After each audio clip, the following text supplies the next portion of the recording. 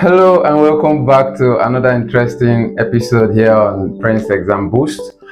Today we'll be treating vectors, not the secondary level, the university level. So we are going to have two videos for vectors, one for the secondary school and a more detailed one for the university. So this version is our university version of vectors. So let's get right in. Vectors are quantities with both magnitude and direction. Unlike scalars, which just refer to quantities that only have magnitude.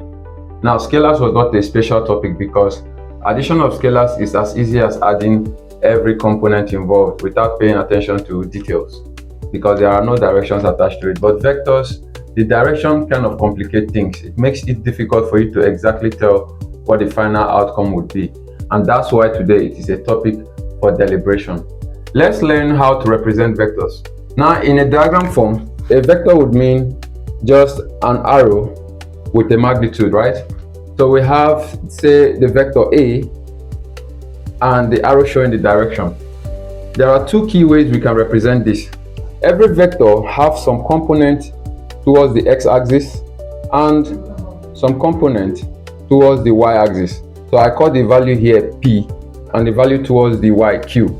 This vector can be represented as P towards the I direction, that's unit vector towards the x-axis, plus Q towards the j direction, and j means a unit vector in the y direction. Now this is one beautiful way of representing a vector. It just describes the x and the y.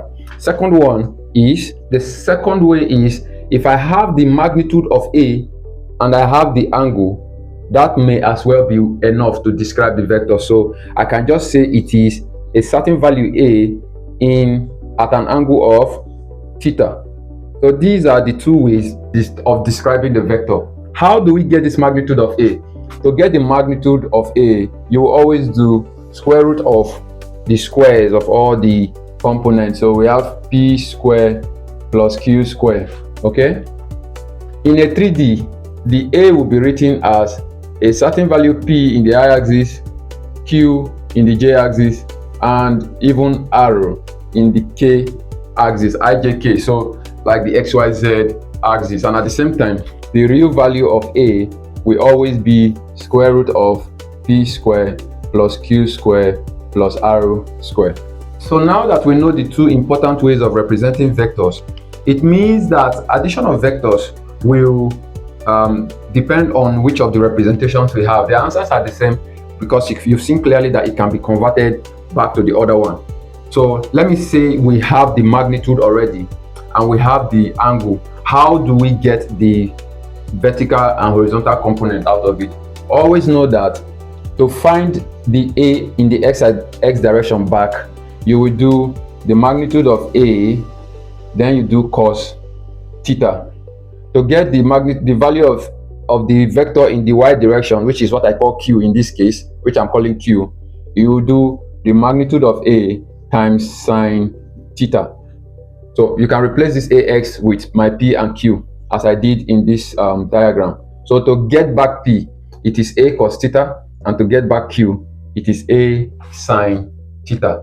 Let's talk about the addition of vectors using this second representation. The first representation is quite easy. We'll talk about it in the next video, but let's talk about the complex one, which is when vectors are represented in this form, how do we resolve two or more vectors? So before we talk about resolving those vectors, let's first understand what unit vectors are. Say you have a vector with an extreme length. What is the 1 unit equivalent of it? Like the vector could be 1,000 units, 100 units. What is 1 unit of the full vector? So a unit vector, which is usually represented by the vector A with this cap on it, you simply get it by working out.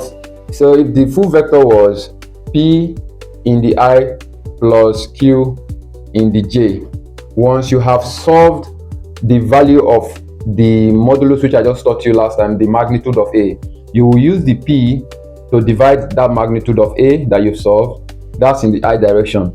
Also use the value Q to divide the magnitude of A in the J direction. And if there were 3, it will still be arrow divided by the magnitude of A. Remember I said that A, the magnitude of A is square root of P squared plus Q squared. So we are going to try a few examples on this one so it doesn't go stale before we talk about addition of vectors.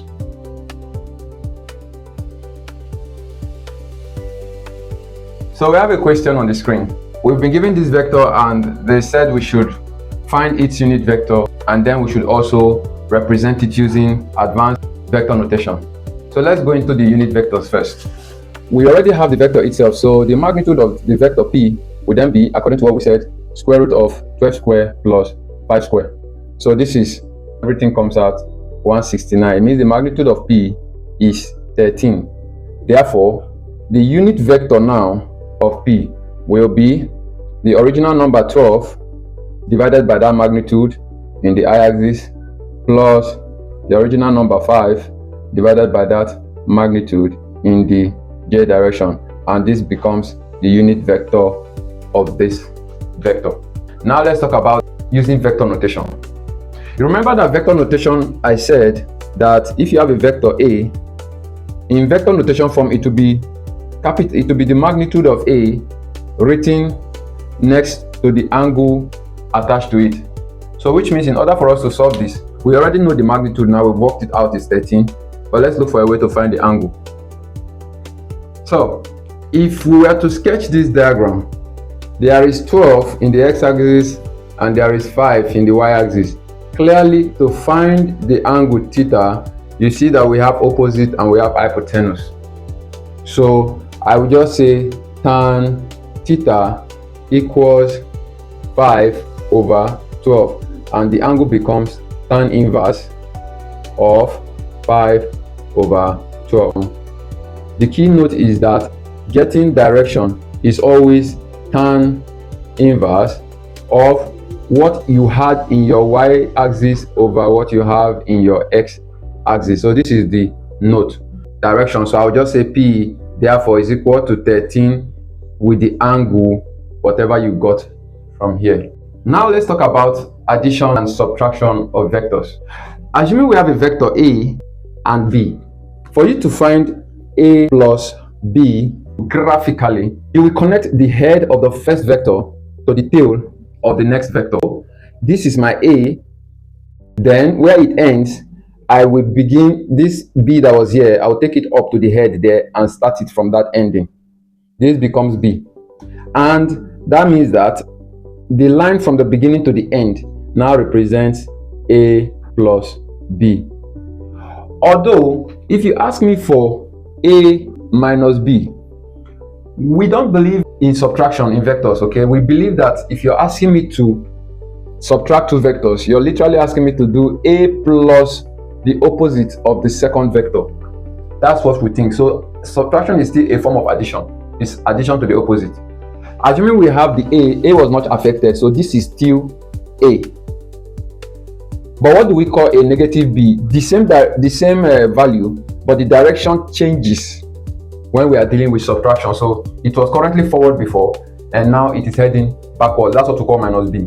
So in order for us to solve the vector subtraction, as you called it, we still need to do head to tail. So what does that mean? It means I begin first with A, then where A ended, I start the negative B, and negative B is heading this way, not forward anymore. So it is heading like this. So this is my negative B. And since this is my negative B, the diagonal I draw from here is now going to be the A minus B. So if you observe closely, you will see that on this right hand side, they are actually forming the same type of shape. If you ask me, this one, we had a parallelogram whose longer diagonal was the addition, but what this one is producing is something like this, but this is the part we are seeing. You see, when you wipe this part off, this is this other second diagonal we are looking at. So which means that if the first diagonal was A plus B, the other diagonal usually would represent A minus B. And this is how addition and subtraction of vectors work when you are using the graphical method. Now let's talk about when you're not using graph and you're using mathematical method.